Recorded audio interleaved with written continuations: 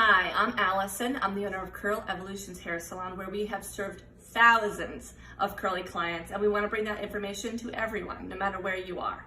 So today we're going to talk about the top 10 things that cause frizz in curly hair.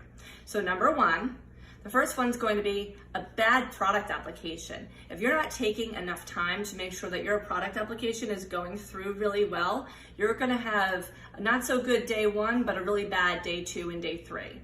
So all I'm asking you to do, set a timer, 5 minutes of just a little bit of extra time to make sure that the product is through your hair really well.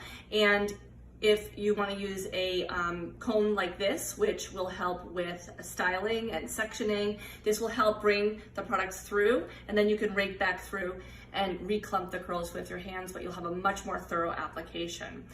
And if you are doing a good thorough application, but you're still getting some frizz like day two, day three, your product's in there. Just resurrect it with a little bit of water. You can spray a little bit of water, refluff the curls, and let it go. You should be able to if you did a good job on day one. Number two, the weather, humidity. Okay, that's pretty obvious, right? But we live in a four-season area. I don't know where you are, but we do. We live in a four-season area, and it would be very rare for you to use the same product year-round. So if the weather changes and you do get that seasonal change of temperature, you want to probably switch your product around. So whether that means that you need to cocktail your product and add a little bit something stronger into your hold, maybe adding cream or a gel on top of what you're already doing when you know that the humidity is going to kick up. And then also, if you're paying attention to the weather and you know that it's going to rain, in a day or two, you might want to just automatically add it in if you're going to get a significant amount of rain.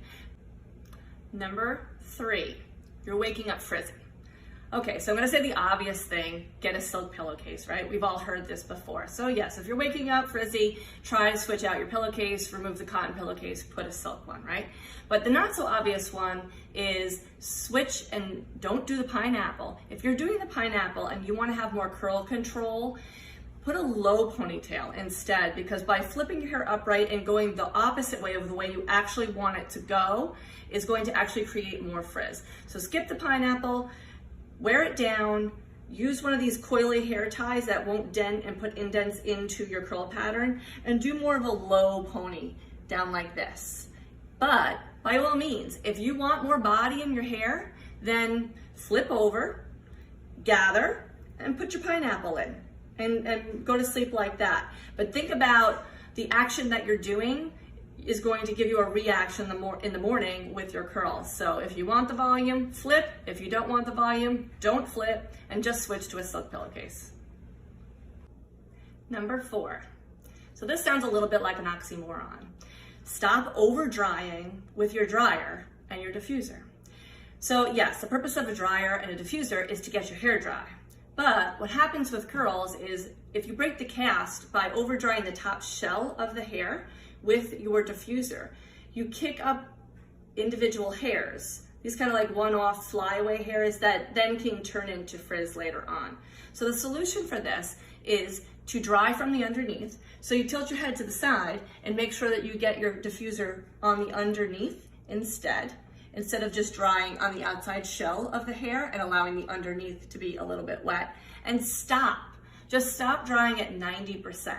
As long as your scalp feels mostly dry and the hair is in fairly dry shape, just let it air dry the rest of the way, that little extra bit. But maybe before you get in your car, you just give it a little scrunch once it's had a little bit of time to air dry. But that will eliminate the problem of this flyaway frizz that happens with over drying with your diffuser. Number five. All right, you did it. You got yourself the microfiber towel. Excellent, right? Actually, this can be some of the cause of frizz on curly hair. So just because it's a microfiber towel, that's great. That's definitely going to increase your chances of having less frizz. Anything with less pilling and stuff that's going to suck away too much moisture from the curl is going to be very helpful. So whether it's a microfiber towel or you're using an old t-shirt or an old baby blanket or whatever it is, that's great. But if you are doing one of these constant like this and really like shaking the curls out with the towel, you're actually going to wind up over drying the hair and it's the opposite of what you want, and you're gonna have frizzy curls. So our recommendation is, after your hair is washed and conditioned, you're going to do a really good job applying your product first. You're not toweling first. You're putting your product in first, and then you're gonna take your microfiber towel over the top of the gel or the mousse or the cream or whatever it is that you use. And I'm gonna challenge you here. I'm gonna challenge you to doing it 3 touches only. 3 touches. If you do that for the next 2 weeks of washes, I want to see and hear from you if you're noticing a change in your curl texture. So by what I mean for that is literally gather up the curls that are dripping and hold. 1, 2, 3, 4, 5. Switch to flipping forward. Hold. 1, 2, 3, 4, 5. And switch to the other side. 1, 2, 3, 4, 5. And just squeeze the hair. No roughing, no moving, nothing. We only touched it 3 times with the towel. So become efficient with that. Don't move around too much and you'll see less frizz in your curls. 6, split ends. So split ends just continue to split until you cut them off. So if it's already started splitting, it's kind of too late. It's going to continue splitting all the way up the hair shaft. You need to cut it off so that you can have the hair be healthy again. So by prolonging your haircuts, you're actually just causing more splitting, shredding, and frizz to travel up the hair, and you're just going to have more cut off when you actually do get in for a haircut. So get in for your haircut and do it with the idea that you're going to go in several times. So even if you go into the salon, you get your haircut, and then you know that in 10 weeks later you're going to go back in and get your haircut again, but just tell them just to do a little bit of a dusting. And just by moving up the time frame of how often you're going, just in the beginning, then once the hair becomes healthy, you can back off a little bit and you can go every 3 to 4 months or so, but just move it up a little bit in the beginning, get rid of those split ends, and get the hair healthy again. All right, number 7, brushing. If you're brushing your curls before you get in the shower to deknot and take out product and things like that, stop it right now. It is one of the leading causes to split ends and frizz on curly hair. The only time that you should be brushing or combing the hair is after you've melted the product and the knots out in hot water first, detangle with your fingers, and then cleanse and go in with the conditioner and the comb. The biggest issue for kids is people taking a comb to their curly hair or taking a brush to their curly hair and ripping through. So that's the biggest cause for kids, is their frizz. So you really want to look at who maybe is a caretaker and who is doing that and might need a little education to stop doing that. But now the damage is done.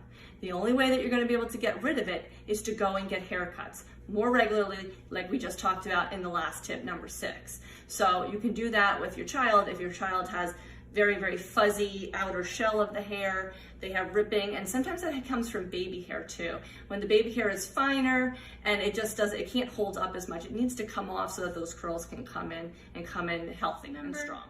8, damage to the hair shaft, whether it was something you did with heat, flat iron, curling iron, blow dryer, maybe it was color damage, maybe it was through ripping with your comb. Either way that it happened, the damage is there, right? So how do you make it better? You make it better by using softening deep treatments. So I'll give you a challenge here.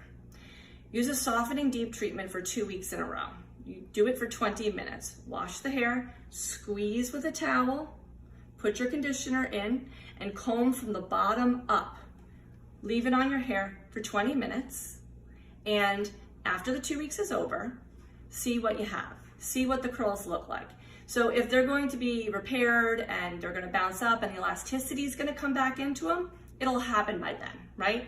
But if the curls are not bouncing back up and you don't have the elasticity there, the elasticity is shot, the hair is just over damaged, it just needs to come off. So either it's going to be, you're going to do a little trim and eliminate some of the damaged hair. But another way that you can kind of fake it is that if you put your cream or gel through the root area, but maybe the damage is sitting on the ends, you can use maybe a foam, something lighter, a spray gel, spray it just on those ends and put a little diffuser to it. It'll change the texture, but only on that bottom spot, so that what happens is your hair top and the damaged bottom marry and they look uniform. So you're going to air dry that top, you're going to put the diffuser a little bit to the ends. The one product that I'm going to recommend for you as a softening deep treatment, and that's because it doesn't have too much protein, is Curlfection's Deep Treatment. You can get it right on our website, or you can buy it on Amazon. 9. This is a big one, and a lot of people miss this one. It's over-proteinizing your curls. You're putting way too much protein on healthy hair. If the hair is healthy, it doesn't need added protein. If your product says strength, repair, protein, take a look at what's on the label. By putting too much protein on the hair, you actually can take healthy hair and you can rough it up and wreck the texture because it makes it too strong. It doesn't need to be strong. Protein is utilized more for people that have damaged hair, like the last tip that we just gave. And if you do have damaged hair, but only on that one section, we don't want to put the protein treatment through the top also. Just put it on the bottom where the protein, where the hair needs to harden up and maybe get a little bounce back into it, or try to get a little more substance back to it. But be careful of over-proteinizing your curls. This one's actually going to be surprising for you, but it's oil. It's oils that you're using as your finishing product, or maybe you're only using oil through your curls, but oil, and then alternatively shea butters as well.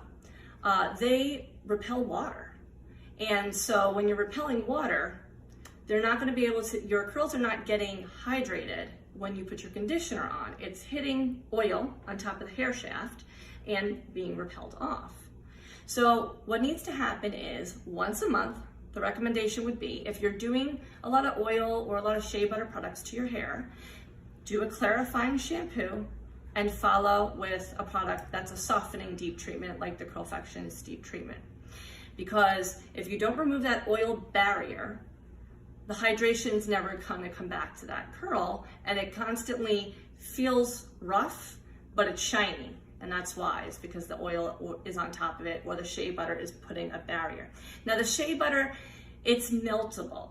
So you can, under hot water, melt it, but it's only about 85% of it is not penetratable. You're getting through like 15% of it is coming off the curls. So really the only way to take care of it is to do a clarifying shampoo and then a deep treatment. So the clarifying shampoo that I'm going to recommend to you is called Undo Goo, and it's made by the Malibu company, and you can get that on Amazon or on our home website as well. And then the softening treatment is going to be Curlfection's Deep Treatment. And what's nice about that one is you can sleep in it because it doesn't have high amounts of protein. So you can actually sleep in it or go to the beach in it, and you don't have to take it out after 20 minutes. You can put it in at night, wake up in the morning, rinse it, and then style your hair in the morning. So, all right, happy curl day to you.